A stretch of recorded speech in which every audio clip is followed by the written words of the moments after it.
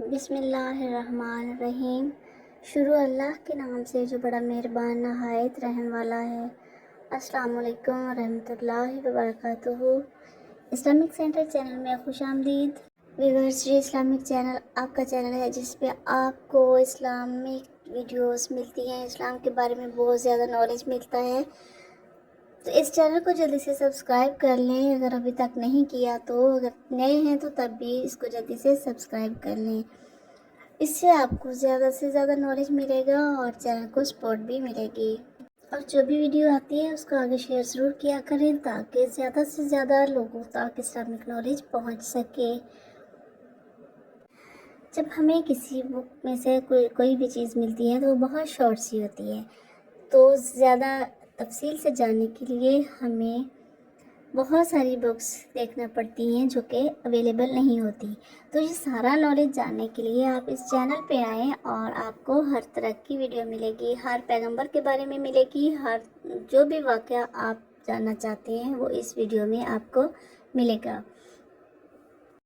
تو پھر صحیح چلتے ہیں ویڈیو کی طرف۔ آج کی ویڈیو ہے حضرت عبدالمطلب اور یمن کے بادشاہ کے واقعے کے بارے میں۔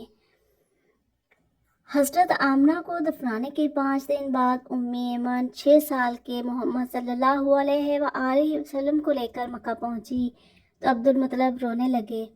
آپ کو اپنے بیٹے عبداللہ کی موت سے زیادہ دکھ اپنی بہو کی وفات پر ہوا، کیونکہ اب ان کا پوتا اکیلا رہ گیا تھا۔ چنانچہ پوتے کی پرورش اب دادا نے اپنے ذمہ لے لی۔ اس وقت یمن میں ایک قبیلہ حمیر تھا، وہاں ایک شخص سیف بن جزن تھا۔ وہ سیف حمیری کہلاتا تھا۔ کسی زمانے میں اس کے باپ دادا اس ملک پر حکومت کرتے تھے، لیکن پھر حبشیوں نے یمن پر حملہ کیا اور اس پر قبضہ کر لیا۔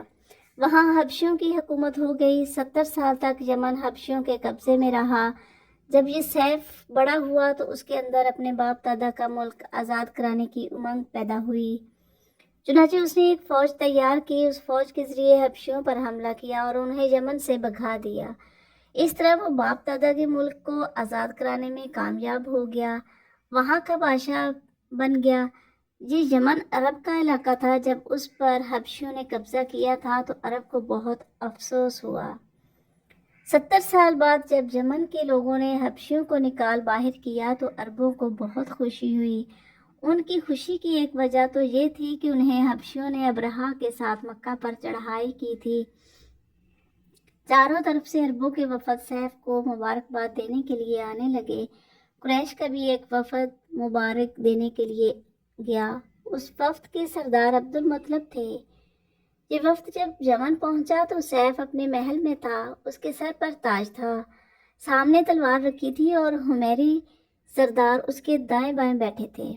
سیف کو قریش کے وفد کی آمد کے بارے میں بتایا گیا۔ اسے یہ بھی بتایا گیا کہ یہ لوگ کس رتبے کے ہیں۔ اس نے ان لوگوں کو آنے کی اجازت دے دی۔ یہ وفد دربار میں پہنچا۔ عبدالمطلب آگے بڑھ کر اس کے سامنے جا کھڑے ہوئے۔ انہوں نے بات کرنے کی اجازت چاہی۔ سیف نے کہا، اگر تم بادشاہوں کے سامنے بولنے کے آداب سے واقف ہو تو ہماری طرف سے اجازت ہے۔ تب عبدالمطلب نے کہا، اے بادشاہ، ہم کعبہ کے خادم ہیں، اللہ کے گھر کے محافظ ہیں، ہم آپ کو مبارکباد دینے آئے ہیں۔ یمن پر حبشی حکومت ہمارے لیے بھی بوجھ بنی ہوئی تھی۔ آپ کو مبارک ہو، آپ کے اس کارنامے سے آپ کے بزرگوں کو بھی عزت ملے گی اور آنے والی نسلوں کو بھی وقار حاصل ہوگا۔ سیف ان کے الفاظ سن کر بہت خوش ہوا، بے اختیار بول اٹھا، اے شخص، تم کون ہو؟ کیا نام ہے تمہارا؟ انہوں نے کہا، میرا نام عبدالمطلب بن ہاشم ہے۔ سیف نے ہاشم کا نام سن کر کہا، تب تو تم ہماری بہن کے لڑکے ہو۔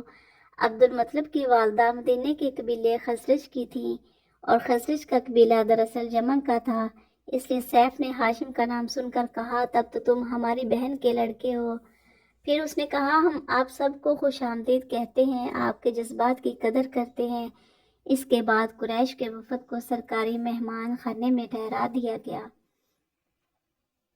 ان کی خوب خاطر مدارت کی گئی، یہاں تک کہ ایک ماہ گزر گیا۔ ایک ماہ کی مہمان نوازی کے بعد سیف نے انہیں بلایا۔ عبدالمطلب کو اپنے پاس بلا کر اس نے کہا، اے عبدالمطلب، میں اپنے علم کے پوشیدہ رازوں میں سے ایک راز تمہیں بتا رہا ہوں، تمہارے علاوہ کوئی اور ہوتا تو میں ہرگز نہ بتاتا. تم اس راز کو اس وقت تک راز ہی رکھنا جب تک کہ خود اللہ تعالیٰ اس راز کو ظاہر نہ فرما دے. ہمارے پاس ایک پوشیدہ کتاب ہے. وہ پوشیدہ رازوں کا ایک خزانہ ہے. ہم دوسروں سے اس کو چھپا کر رکھتے ہیں.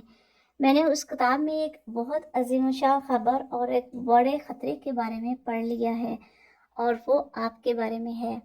عبد المطلب یہ باتیں سن کر حد درجے حیرت زدہ ہوئے اور پکار اٹھے، میں سمجھا نہیں، آپ کہنا کیا چاہتے ہو؟ سنو عبد المطلب، جب تہامہ کی وادی یعنی مکہ میں ایسا بچہ پیدا ہو جس کے دونوں کندھوں کے درمیان بالوں کا گچھا یعنی مہر نبوت ہو، تو اسے امامت اور سرداری حاصل ہوگی، اور اس کی وجہ سے تمہیں قیامت تک کے لیے اعزاز ملے گا، عزت ملے گی. عبد المطلب نے سن کر کہا، اے بادشاہ، اللہ کرے آپ کو بھی ایسی خوش بختی میسر آئے. آپ کی ہیبت مجھے روک رہی ہے، ورنہ میں آپ سے پوچھتا کہ اس بچے کا زمانہ کب ہوگا. بادشاہ نے جواب میں کہا، یہی اس کا زمانہ ہے، وہ اسی زمانے میں پیدا ہوگا یا پیدا ہو چکا ہے. اس کا نام محمد ہوگا. اس کے والدہ کا انتقال ہو جائے گا، اس کے دادا اور چچا اس کی پرورش کریں گے. ہم بھی اس کے آرزو مند رہے کہ وہ بچہ ہمارے یہاں پیدا ہو. اللہ تعالیٰ اسے کھلے عام ظاہر فرمائے گا، اور اس کے لیے ہم میں سے یعنی مدینے کے قبیلے خزرج میں اس نبی کے مددگار بنائے گا. ہم میں سے اس نے اس لیے کہا کہ خزرج اصل میں یمن کے لوگ تھے. ان کے ذریعے اس نبی کے خاندان اور قبیلے والوں کو عزت حاصل ہوگی، اور ان کے ذریعے ان کے دشمنوں کو ذلت ملے گی، اور ان کے ذریعے وہ تمام لوگوں سے مقابلہ کرے گا، اور ان کے ذریعے زمین کے اہم علاقے فتح ہو جائیں گے.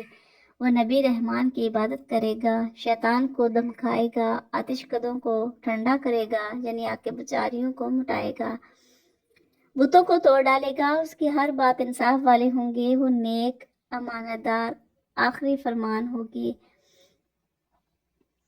اس کے احکاموں کا حکم دے گا، خود بھی ان پر عمل کرے گا، برائیوں سے روکے گا، ان کو مٹا ڈالے گا.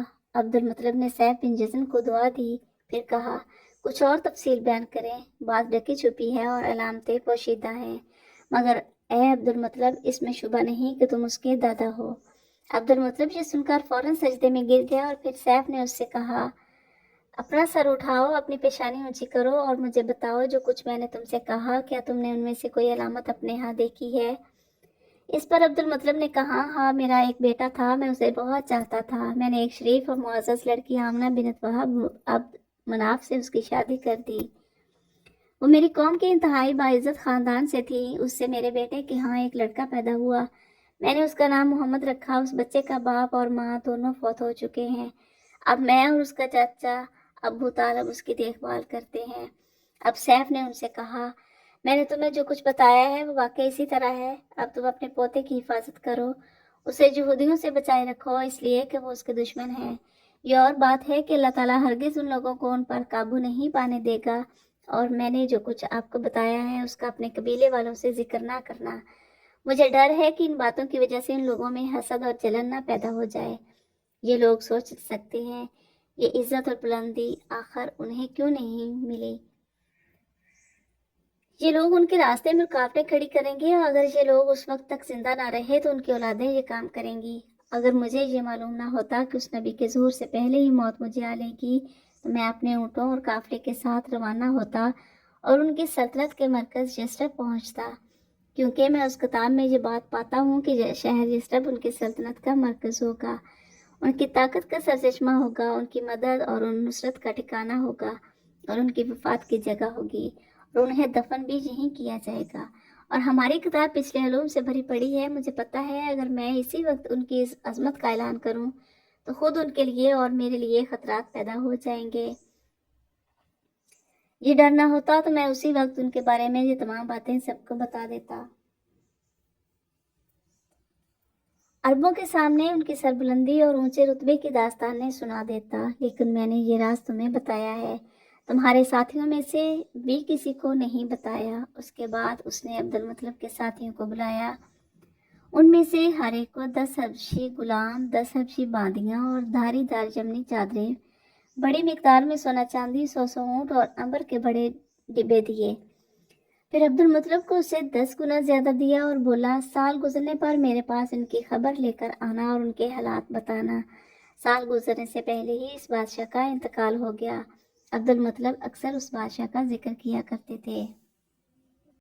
تو ویورس، یہ تھا عبدالمطلب اور یمن کے بادشاہ کا واقعہ، جو یقیناً آپ کو پسند آیا ہوگا اور اس سے پہلے آپ نے اس کو کہیں بھی پڑھا نہیں ہوگا، اور یہ ہم سب کے لیے جاننا بھی ضروری ہے کہ ہمارے پیارے نبی حضرت محمد صلی اللہ علیہ وآلہ وسلم کا بچپن کا زمانہ کیسا گزرا تھا۔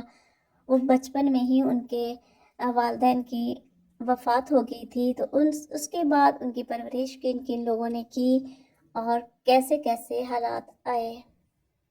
اگر آپ کو ویڈیو پسند آئے تو لائک اور شیئر ضرور کیجیے گا۔ آپ کے شیئر کرنے سے یہ نالج بہت سارے لوگوں تک پہنچے گا، کیونکہ کوئی بھی اس واقعے کے بارے میں نہیں جانتا ہوگا، اگر کہیں پڑھا بھی ہوگا تو بہت ہی مختصر سا۔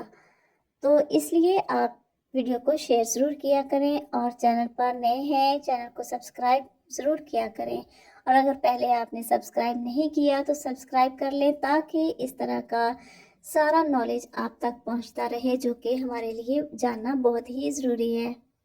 آپ کے چینل کو سبسکرائب کرنے سے چینل کو سپورٹ ملتی ہے اور موٹیویشن ملتا ہے، اور آپ کو زیادہ سے زیادہ نالج ملتا ہے، اور ساتھ ساتھ بیل آئیکن کو بھی ضرور پریس کیا کریں، تاکہ ہر ویڈیو آپ تک فوری پہنچ سکے۔ تو ملتے ہیں نیکسٹ ویڈیو میں، تب تک کے لیے اپنا خیال رکھیے گا۔ اللہ حافظ۔